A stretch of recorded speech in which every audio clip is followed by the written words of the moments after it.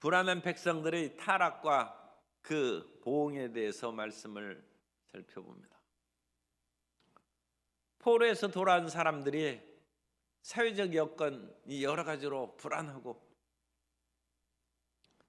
어제 말씀드린 것처럼 각기 다른 그룹들이 몇 개 있어가지고 국가를 재건하는데 힘이 들었습니다.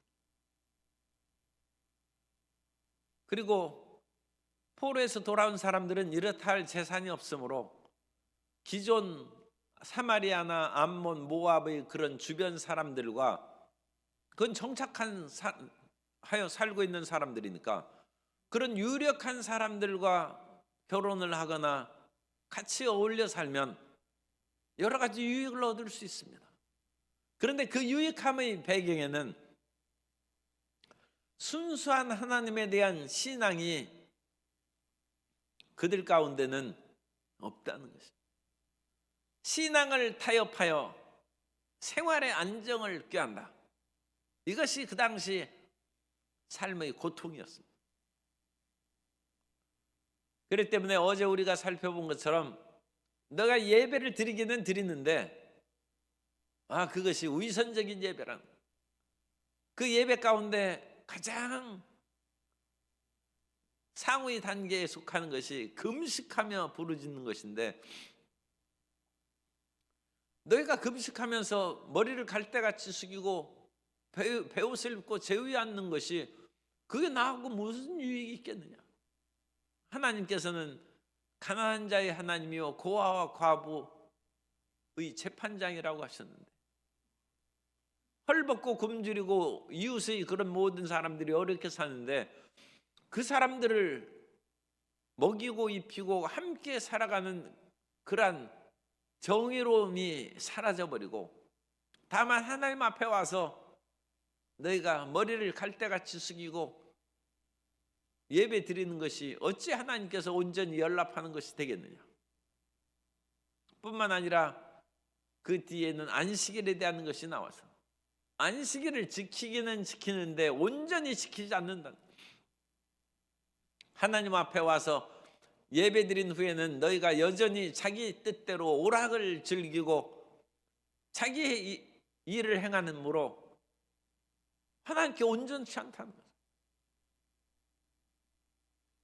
사람이 서로를 사랑할 때도 내가 당신에게 80% 사랑을 준다, 그래도 만족 없습니다. 사랑은 그야말로 전부를 주든지 하나도 안 주든지 그런 것이지, 내가 마음을 나누어서 다른 사람에게 조금 주고 당신에게는 대부분 주지 않느냐, 그러므로 만족하고 나한테 불평하지 말라. 세상에 그런 사람이 어디 있어요? 사람들은 그 20%, 10%라도 다른 사람에게 주는 것을 허락하지 않습니다. 하나님은 너희는 온 마음을 다하고 온 뜻을 다하고 온 힘을 다하여, 그것이 쉐마의 말씀이에요. 모든 것을 다하여 하나님을 사랑하라는 거예요. 이스라엘 백성들이 지금 사회적으로도 불안하고, 또한 그 당시 자연재해가 있었어요. 다른 성경의 기록과 문서의 보고에 따르면 기근이 들어서 생활에 어려움이 다가왔어요. 아니, 하나님, 우리가 모든 것을 헌신해서 바벨론에서 이곳까지 왔으면 비도 적절하게 내리고 농작물도 풍성하겠고 모든 것을 하나님이 채워주셔야 되는데 어찌 이런 일이 있습니까? 그래서 그들이 신앙이 온전하지 않냐고 상처를 받았어요. 그런데 그 가운데 하나님, 어찌됐든지 우리가 하나님 앞에 금식하고 기도드리고 안식일을 지키며 예배하는데 어찌하여 우리 기도를 듣지 않으십니까? 오늘은 이 세 번째, 하나님께서 왜 우리에게 축복하지 않고 우리의 기도를 듣지 않습니까? 그거에 대한 하나님께서 해답을 주시는 내용이 이사야 59장 1절부터 8절까지 말씀입니다. 그래서 이스라엘 백성들이 반문하는 거예요. 야훼의 손이 짧아 구원하지 못하심도 아니요 귀가 둔하여 듣지 못하심도 아니라 오직 너희 죄악이 너희와 너희 하나님 사이를 갈라 놓았고, 너희가 부르짖는 것도 하나님께서 듣지 않는데 그 부르짖음을 듣지 않는 것은 하나님께서 전지전능하지 않기 때문에 너희 부르짖음을 못 듣는 것도 아니고, 하나님의 능력의 팔이 짧아서 너희를 건지고 살리지 못하는 것이 아니라 하나님의 팔이 못 나가게 막고 하나님의 긍휼을 베푸심을 가로막는 것이 있다는 것입니다. 그것이 죄악이죠. 2절에 보면 너희 죄악이 너희와 너희 하나님 사이를 갈라놓았다는 말이 있는데, 이 갈라놓았다는 것은 히브리어 바달이라는 단어를 쓰는데, 이 바달이라는 단어는 나누다는 뜻입니다. 창세기 1장 6절에 보면 하나님이 이르시되 물 가운데 궁창이 있어 물과 물로 나누라 하시고, 하나님이 궁창을 만드사 궁창 아래의 물과 궁창 위의 물로 나누게 하시니 그대로 되니라. 여기서 나누게 한다는 것이 바다래요. 그래서 물이 아래에 있는 바닷물이 있고 하늘에 있는 물, 그 구름이 이제 물이죠. 그리고 그 사이에는 허공이 있어요. 궁창입니다. 하늘에 구름이 떠 있죠. 땅에, 바다에 물이 있습니다. 하늘과 땅 사이가 얼마나 멉니까? 그것이 나누어 놓은 거예요. 그래서 그 바달이라는 단어를 2절에 너희 죄악이 너희와 하나님 사이를 이렇게 갈라놓았어요. 하늘 위가 땅 아래의 그것으로 나눠 놓았다는 거죠. 그러므로 죄악을 없애야지 하나님한테 원망하지 말라는 거예요. 너희 죄악이 크면 클수록 하나님과 너희 사이가 멀어지는 거예요. 사람 사이에도 마음에 죄악이 있고 미움이 있고 그러면 사이가 점점 뜨지 않습니까? 그러니까 멀어지는 거예요. 완전히 멀어지면 그건 이제 원수가 되고 남남이 되는 것이죠. 그것이 죄입니다.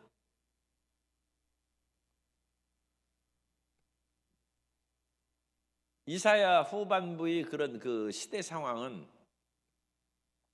그것보다는 약간 늦긴 합니다만 말라기의 그런 시대 상황하고 흡사합니다. 그래도 말라기에서도 그 얘기가 나옵니다. 하나님, 우리가 하나님 앞에 제단에 나와서 눈물을 흘리면서 기도하는데도 우리를 응답지 않는 것은 어찌 됩니까? 말라기 2장 13절 이하의 공동번역으로 읽어드립니다. 우리 개정개혁 번역은 약간 그 모호하게 번역이 됐어요. 공동번역으로 말라기 2장 13절 이하를 읽어드리면, 너희가 저지른 또 한 가지 일이 있다. 너희는 제물을 드려도 야훼께서 굽어보지도 않으시고 다시 받아주지도 않으신다면서 울고불고 눈물로 야훼의 제단을 적시며 왜 이러시느냐고 묻는다. 그 까닭을 말해주랴. 내가 배반한 너희 조강지처 약조를 맺고 혼인한 아내 너희 짝과 너 사이에 야훼께서 증인으로 나셨기 때문이다. 이 말라기 시대도 비슷한 거예요. 그 당시 함께 살아왔던 이 가난한 바벨론 포로에서 왔던 사람하고 살자니까 이게 먹을 것이 없어요. 그런데 이 남자가 아주 멋지게 생겼나 봐요. 그런데 그 모압 출신의 돈 많은 집의 딸이 자기한테 반해서 같이 살자고 그러는 거예요. 그래 조강지처를 버렸어. 나도 먹고 살아야 되겠다. 그리고 나서 하나님 앞에 제단 앞에 나와서 기도를 드리는데 하나님이 안 들으신다. 왜냐하면 너가 조강지처와 함께 결혼할 때 하나님 앞에서 결혼했는데 하나님이 증인이라는 거예요. 그런데 그것을 너희가 버리고 그 약조를 깼는데 하나님이 어찌 너 기도를 듣고 네가 아무리 눈물을 흘리고 울부짖어봐도 소용없다는 거야. 너는 아내에 대한 배신자고 또 하나님의 증인으로서 세운 그것을 파괴시켰기 때문에. 그러므로 우리가 기도를 적게 해서 응답이 못 받는 것이 아니라 우리의 죄악이 하나님과 우리 사이를 가로막고 있기 때문에 우리가 형통하지 못한 것이고 우리가 여전히 질병 가운데 신음하는 것이고 마음이 불안하고 초조한 것입니다.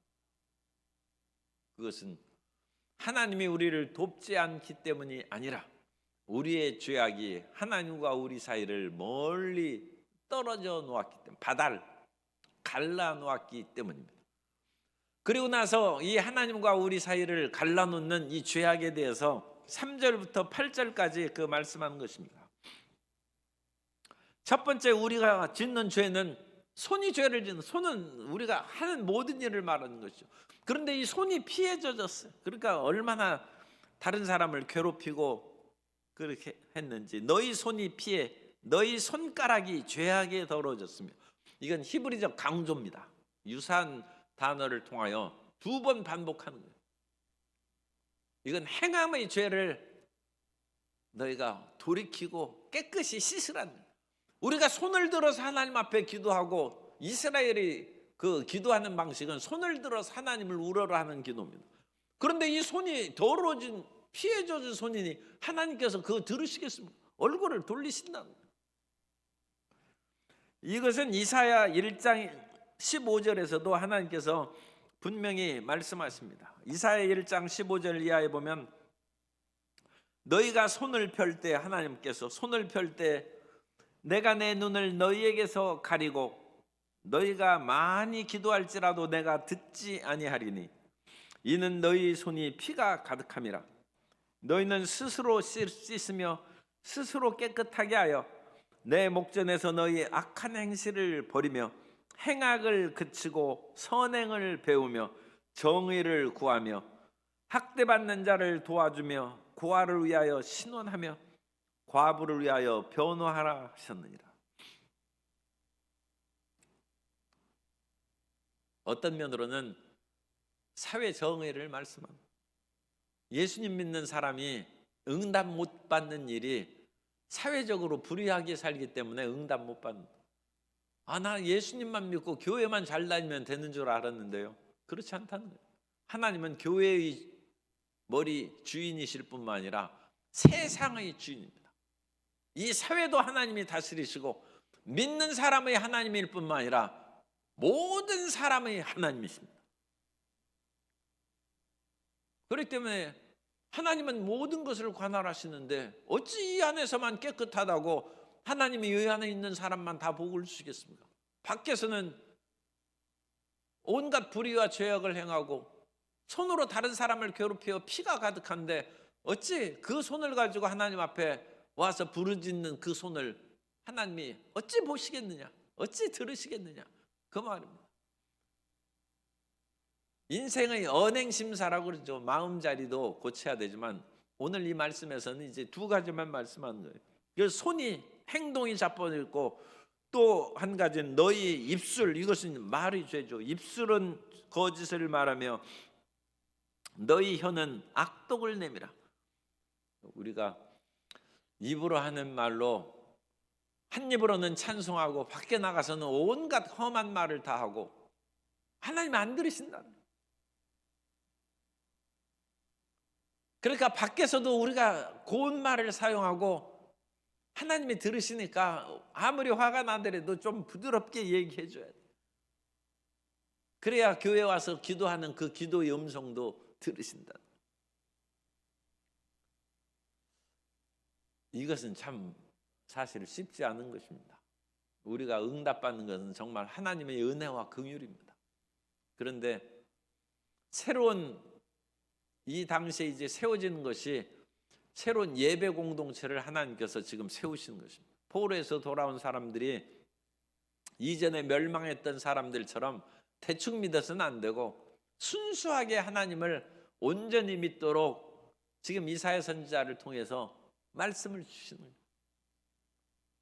그래가지고 그 순수하게 공동체가 형성돼도 100년이 가고 200년이 가면 타락하는데, 처음부터 잘못된 것을 만들어 놓으면 그걸 어찌 고치겠습니까? 하나님께서 우리 예배를 들으시고 금식하는 것이 좀 부족한 것이 있어도 들어주십니다. 그러나 하나님께서 이 정말 바른 그런 신앙 공동체를 만드는 데는 단순한 금식 부족하다. 정말로 하나님이 기뻐하시는 금식을 하고 안식일을 이렇게 해서 지키는데 하나님이 기특하게 여기시죠. 그런데 그것만으로 지금 100년, 200년, 1000년을 내려가는 신앙 공동체를 만들기 위해서는 부족하다. 왜? 80%, 90%의 금은 부식되고 변질될 수 있어요. 옛날 신라 시대의 그런 금 귀걸이라든지 금관총에 많은 금 그런 거 있죠. 참 놀라운 거예요. 그 옛날에 어찌 그렇게 순도 99%의 금을 만들 수 있는지 참 대단한 거예요. 그런 변질이 안 돼. 1000년이 지나가서 발견됐는데도 변질이 안 돼. 그런데 그걸 대충 만들어서 구리를 섞고 다른 청동으로 만들어서 녹슬지 않습니까? 왜? 그 순금이 아니에요. 다른 것을 뒤섞어서 그 당시에는 몰라도 100년이 지나고 200년 지나가면 그 같은 구리 섞은 그런 것들은 구리는 파랗게 녹슬지 않습니다.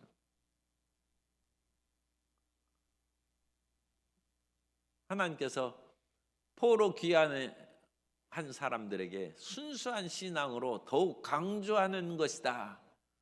그렇게 이제 제가 좀 변명을 드리는 것입니다. 변명을 드리고 성도님들의 또 우리의 삶에 부족한 것을 우유로 하는 말을 드립니다만, 그러나 하나님께서는 오늘 본문에서 그것만으로 부족하다니, 너희가 더욱 순수하고 올바르게 이 사회활동을 하라는 것입니다. 그래야 한국 기독교가 1000년을 간다. 한국 기독교가 하나님의 은혜로 성장하고 부흥하다가 크리스찬들이 우리끼리 누워서 침뱉깁니다만 거짓말을 무수히 하는 거예요.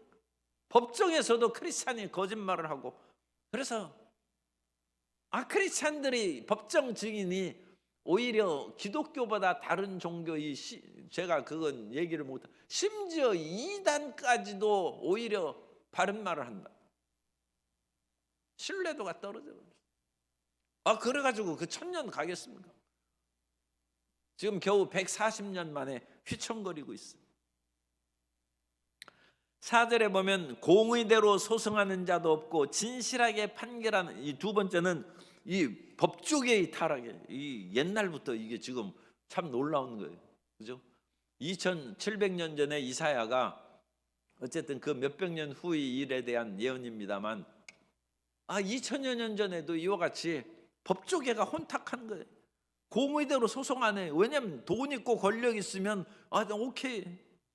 진실하게 판결하는 재판관도 없어요.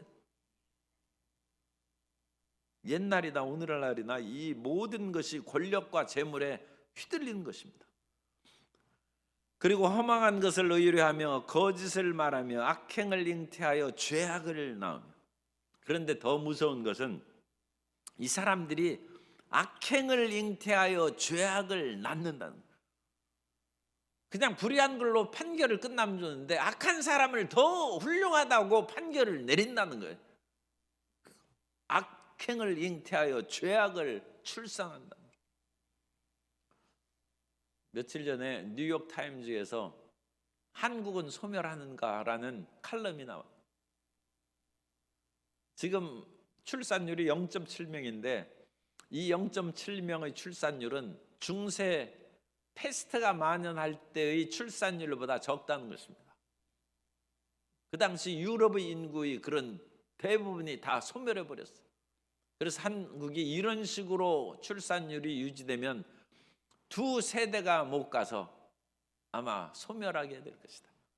왜냐하면 이러한 출산율로 두 세대가 가면 현재 200명이 25명으로 줄어든대. 그런 출산율은. 그러니까 200명이 25명 이하로 줄어드는 것이 5천만 명에 적용하면 지금 현재 5천만 인구가 이런 출산율로 두 세대를 넘어가면 625만 명이 된다는 거예요. 625만 명 이하로 떨어진다는 거예요. 성도 여러분, 600만 명은 조선시대 초기 인구예요. 이성계가 건국하고 세종대왕 그런 시절에 한 600만 명 됐어요. 21세기 대한민국이 14세기 조선시대 또는 15세기 초기의 조선시대로 떨어지는 거예요. 그건 국가 경쟁력이 현저하게 떨어지니까 나라가 망하는 거예요. 초등학교가 망하는데 나라가 온전하겠습니까? 그래서 출산율이 적은 것은 이건 큰 문제인데, 그거보다 더 나쁜 것이 있어요. 그것은 악행을 잉태하여 죄악을 낳는 거예요. 태어난 사람들은 다 나쁜 사람들이 태어나는 거예요. 그건 더 나쁜 것이죠. 차라리 자식을 안 낳으면 안 낳았지, 집안 망쳐먹을 사람들이 태어나면 나라가 망하지 않습니까? 법질서의 문란으로 악을 낳는 그 시대에 대해서 이사야가 신랄하게 비판하고, 그럼에도 우리에게 소망이 있는 것은 이 다음 시간에 있어요. 이 9절 이하부터 하나님께서 백성들의 죄를 고친다는 얘기가 있습니다. 그러므로 하나님께서는 살 길을 우리에게 주심으로 절망할 필요는 없어요.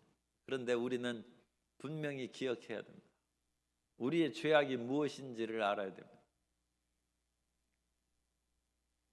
얼마 전에 신방을 했는데 멀쩡하게 우리 교회 예배 다니다가 지금 이제 임종을 하신다고 누우셨어요. 그런데 그 사이에 그 몸에 제가 누군지 밝히기를 원치 않기 때문에 통증이 심했어요. 그래서 병원에 이것저것 다니는데도 그 원인을 발견을 못했어요. 그래가지고 진통제나 별 이상 없는데요 하면서 계속 보냈어요. 그러다가 얼마 전에 암이라는 것이 발견돼요. 그래 더 이상 손 못 쓴다는 거예요. 미리 그것을 알았으면 치료할 수 있는데 그냥 아픈다 하는데 왜 아픈지 모르겠다고 찾지를 못한 거예요. 오늘 이 사회가 아프고 우리 삶이 아픈데 그거 찾아야죠. 성경이 그걸 얘기해 준 거예요. 예배 제대로 드리라는 거예요. 안식일 날 제대로 하나님을 섬기라는 거예요. 너희가 사회적으로 올바르게 말하고 행동하고 올바른 법 집행을 하고 그렇게 하라는 거예요. 그래야 이건 치료 방법, 원인을 알려주는 것이죠. 성경은 참 놀라운 책이고 고마운 것입니다. 우리의 죄를 지적해 주는 것은 우리의 병의 그 진단을 바르게 내려주는 거예요. 원인을 알지 못하면 우리가 어찌 고치겠습니까?